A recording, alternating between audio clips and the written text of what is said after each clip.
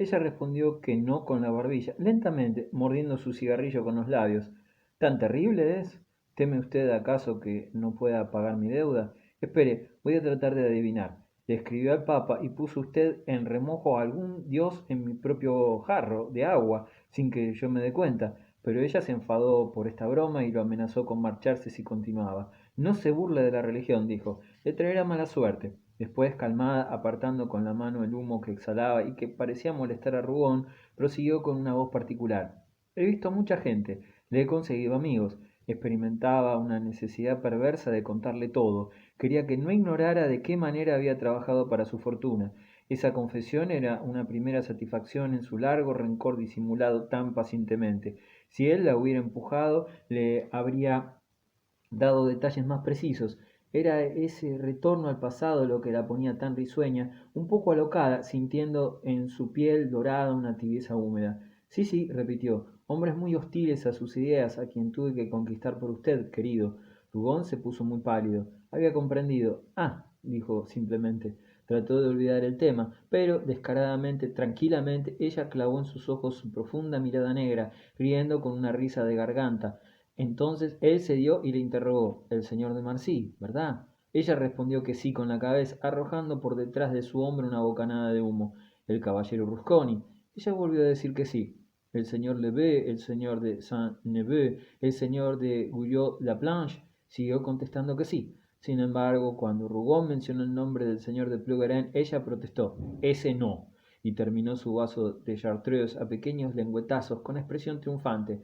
Rougon se levantó, se dirigió al fondo de la pieza y volvió para colocarse detrás de ella, diciéndole muy cerca de la nuca, entonces, ¿por qué no conmigo?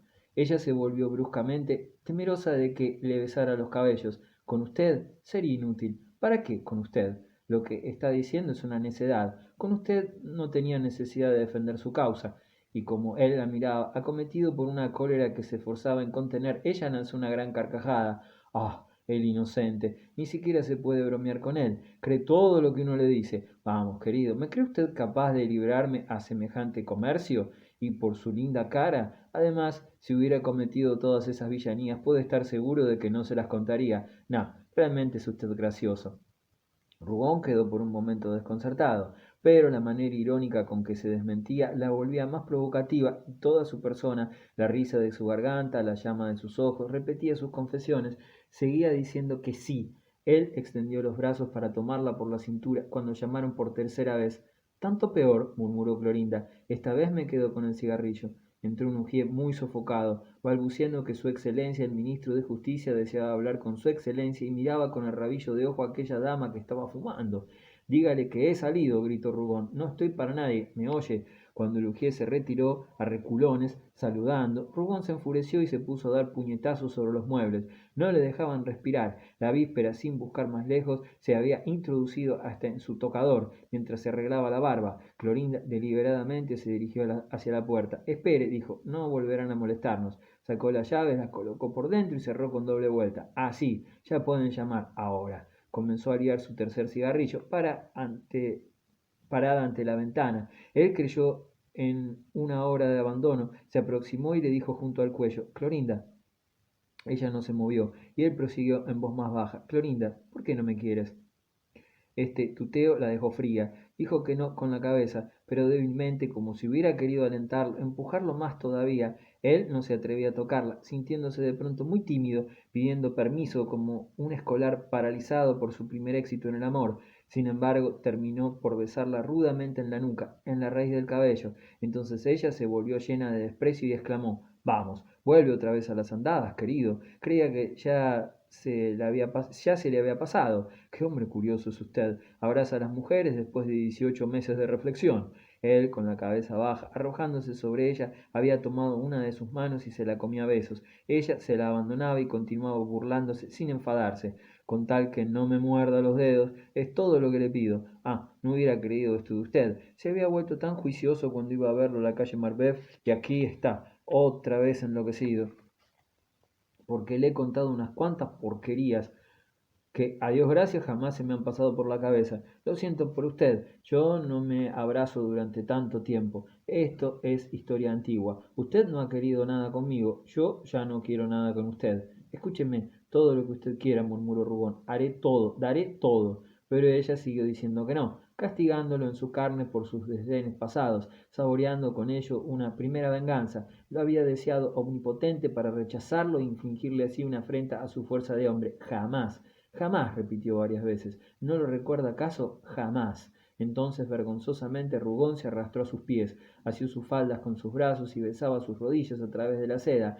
No era el suave vestido de la señora Goullard, sino un montón de tela de un grosor irritante y que sin embargo lo embriagaba con su olor. Ella encogiéndose de hombros le abandonaba sus faldas, pero él se enardecía y sus manos descendían buscando los pies al borde del volado. Tenga cuidado, exclamó ella con su voz apacible y, en el momento en que él hundía las manos, ella le tocó en la frente con la punta encendida de su cigarrillo. Él retrocedió, lanzando un grito, y quiso precipitarse de nuevo sobre Clorinda, pero ella se había escapado ya, y sostenía un cordón de campanilla adosado contra la pared junto a la chimenea. Gritó: llamaré, y diré que es usted quien me ha encerrado. Rubón giró sobre sus talones, con los puños contra las sienes y el cuerpo sacudido por un fuerte temblor. Durante algunos segundos permaneció inmóvil, temeroso de que su cabeza estallara. Se enderezó para calmarse de golpe. Le zumbaban los oídos y tenía los ojos cegados por llamaradas rojas. Soy un animal. Esto es una estupidez. Clorinda reía con aire victorioso mientras lo reprendía. Hacía mal en despreciar a las mujeres. Algún día reconocería que existen mujeres muy fuertes. Después recobró su tono de buena muchacha. No quedamos enojados, ¿eh? No me pida nunca eso. No quiero. No me gusta. Rugón se paseaba avergonzado de sí mismo. Ella soltó el cordón de la campanilla y volvió a sentarse ante la mesa donde se preparó un vaso de agua azucarada. Como le dije, recibí ayer una carta de mi marido, prosiguió tranquilamente. Tenía tanto que hacer esta mañana que probablemente hubiera faltado a mi palabra de venir a almorzar con usted, a no ser por el deseo de mostrársela. Mire, aquí está. Le recuerda sus promesas. Rubón tomó la carta, la leyó caminando y la arrojó a la mesa ante ella con un gesto de fastidio. ¿Y qué? Preguntó Clorinda. Pero él no contestó enseguida. Arqueó la espalda y bostezó levemente. Es un estúpido, acabó por decir. Ella se sintió muy ofendida. Desde hace algún tiempo no toleraba que se pareciera dudar de la capacidad de su marido. Bajó un instante la cabeza, reprimiendo los leves movimientos de rebeldía que agitaban sus manos. Poco a poco se liberaba de su sumisión de colegiala, como si, con toda la fuerza que le sacaba Rugón, pudiera enfrentarlo como una adversaria temible. Si mostráramos esa carta sería hombre acabado, dijo el ministro, impulsando a vengarse en el marido de la resistencia de la mujer. Ah, el pobre hombre no es fácil de ubicar. Exagera usted, querido, replicó ella después de un silencio. En otro tiempo juraba que tenía un hermoso porvenir. Posee cualidades muy serias y muy sólidas. Por otra parte, no son los hombres verdaderamente fuertes los que llegan más lejos. Rugón continuó su paseo y se encogió de hombros. A usted debe interesarle que entre en el ministerio. Contará en él con un amigo. Si realmente el ministro de Agricultura y de Comercio se retira por razones de salud, como dicen, la ocasión es soberbia. Mi marido es competente y su misión en Italia hace de él la persona indicada para que lo elija el emperador. Usted sabe que el emperador lo aprecia mucho, se entienden muy bien, tienen las mismas ideas. Una palabra de usted decidiría el asunto. Rugón dio dos o tres vueltas más sin responder. Luego, deteniéndose frente a ella, dijo: Yo no me opongo. Después de todo, los hay más tontos, pero lo hago únicamente por usted. Quiero desarmarla. No debe ser buena usted, ¿eh? Debe ser muy rencorosa, ¿no es verdad? Bromeaba y ella se puso a reír también repitiendo: sí, sí, muy rencorosa, no olvido. Después, en el momento en que ella se retiraba, él la retuvo un instante en la puerta. Por dos veces se estrecharon los dedos muy fuerte, sin añadir una palabra. En cuanto Rugón estuvo solo, volvió a su despacho. La gran pieza estaba vacía. Se sentó ante el escritorio con los codos apoyados en el borde del secante, resoplando en silencio. Se le cerraban los párpados y se quedó adormecido en una somnolencia soñadora durante casi 10 minutos, pero se sobresaltó y desperezándose llamó. Entró Merle. El señor prefecto del SOM sigue esperando, ¿verdad? Hágalo entrar. El prefecto del SOM entró pálido y sonriente, irguiendo su cuerpo pequeño. Presentó sus saludos al ministro con gesto correcto. Rugón, un poco adormilado, esperaba. Le rogó que se sentara. Le diré, señor prefecto, por qué lo he hecho venir. Hay instrucciones que deben darse de viva voz. No ignora usted que el Partido Revolucionario está levantando cabeza. Hemos estado a dos dedos de una catástrofe espantosa. En fin, el país exige que se lo tranquilice, que sienta por encima de él la enérgica protección del gobierno. Por su parte, Su Majestad el Emperador está decidido a aplicar castigos ejemplares, pues hasta ahora se ha abusado singularmente de su bondad. Hablaba lentamente, recostado en el fondo de su sillón, jugando con un grueso sello con mango de ágata. El prefecto aprobaba cada frase con un vivo movimiento de cabeza. Su departamento, continuó el ministro, es uno de los peores, la gangrena republicana. Yo hago todos los esfuerzos que puedo, quiso decir el prefecto. No me interrumpa. Es preciso, por consiguiente, que la represión allí sea estrepitosa. He querido verlo usted para que nos pusiéramos de acuerdo sobre este asunto. Aquí hemos preparado un informe y se ha hecho una lista. Buscó entre sus papeles y tomó un expediente que comenzó a hojear. Se ha tenido que repartir entre toda Francia el número de detenciones que se consideran necesarias. La cifra para cada departamento es proporcional al resultado que se quiere obtener. Quiero que comprenda bien nuestras intenciones. Así, por ejemplo, en la Haute-Marne, donde los republicanos están en ínfima minoría, 3 detenciones solamente. En cuanto a su departamento, el Somme, ¿verdad? Decíamos el Somme. Volvía las hojas entornando sus gruesos párpados. Al fin levantó la cabeza y miró al prefecto a la cara. Señor prefecto, tendrá que hacer 12 detenciones. El hombrecito pálido se inclinó repitiendo, ¿12 detenciones? He comprendido perfectamente, su excelencia. Pero permaneció perplejo, acometido por una leve turbación que no quería mostrar. Después de algunos minutos de conversación, en el momento en que el ministro lo despedía levantándose, se decidió a preguntar, ¿podría su excelencia designarme las personas? Oh, detenga usted a quien quiera. Yo no puedo ocuparme de esos detalles. Sería demasiado trabajo. Márchese esta noche y proceda a efectuar las detenciones a partir de mañana. Sin embargo, le aconsejo que apunte alto. Ha de haber allí abogados, negociantes, farmacéuticos que se ocupan de política. Enciérreme a toda esa gente. Hará mayor efecto. El prefecto se pasó la mano por la frente con gesto ansioso, hurgando ya en su memoria, buscando abogados, negociantes, farmacéuticos. Seguía moviendo la cabeza con gesto de aprobación, pero Rugón sin duda no quedó satisfecho de su actitud vacilante. No voy a ocultarle, prosiguió, que su majestad está muy descontenta en este momento del personal administrativo. Podría suceder que hubiera pronto un gran cambio de prefectos. Necesitamos hombres muy adictos en las circunstancias graves en que nos encontramos.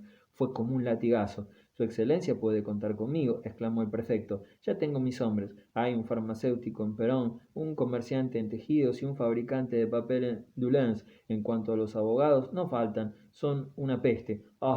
Puedo asegurar a su excelencia que encontraré los 12. Soy un viejo servidor del imperio. Habló todavía de salvar al país y se marchó inclinándose profundamente. El ministro, detrás de él, balanceó su corpachón con aire de duda. No creía en los hombres pequeños. Sin volver a sentarse, tachó el Somme en la lista con una raya roja. Más de 2/3 de los departamentos ya estaban tachados. El despacho conservaba el silencio ahogado de sus cortinados verdes, comidos por el polvo y el olor espeso con que parecía llenarlo la gordura de Rugón. Cuando llamó a Merle nuevamente, se irritó al ver que la antecámara seguía llena. Hasta creyó reconocer a las 2 damas paradas frente a la mesa. Le he dicho que despida a toda esa gente, exclamó. Me voy, no puedo recibirlos. El señor director del Propósito Nacional espera, murmuró Lugier. Rugón lo había olvidado, entrelazó las manos detrás de su espalda y dio orden de introducirlo. Era un hombre de unos 40 años, vestido con refinamiento, de cara gruesa. Está usted aquí, señor, dijo el ministro con voz ruda. Es imposible que las cosas continúen así, se lo aviso. Y sin dejar de andar, atacó a la prensa con palabras violentas. La prensa desorganizaba, desmoralizaba, promovía todos los desórdenes. Entre los periodistas y los bandidos que asesinan en los caminos, preferir estos últimos. Se puede curar de una puñalada, mientras que las heridas hechas por la pluma están envenenadas. Encontró otras comparaciones más sobrecogedoras todavía. Poco a poco se acicateaba a sí mismo, se agitaba furiosamente, hacía resonar su voz con un estrépito de trueno. El director, que había quedado de pie, bajaba la cabeza, bajo la tormenta, con expresión humilde y consternada. Acabó por preguntar: si su excelencia se dignara explicarme, no comprendo bien por qué. ¿Cómo por qué? Exclamó Rugón exasperado. Se precipitó, desplegó el diario sobre su escritorio y señaló las columnas surcadas de rayas rojas. No hay 10 líneas que no sean reprensibles. En su artículo de fondo parece usted poner en duda la infalibilidad del gobierno en materia de represión. En esta gacetilla, en la segunda página, parece hacer alusión a mi persona, cuando se refiere a los advenedizos cuyo triunfo es insolente. En las noticias de policía aparecen historias indecentes, ataques estúpidos contra las clases altas. El director, espantado, juntaba las manos y trataba de decir una palabra.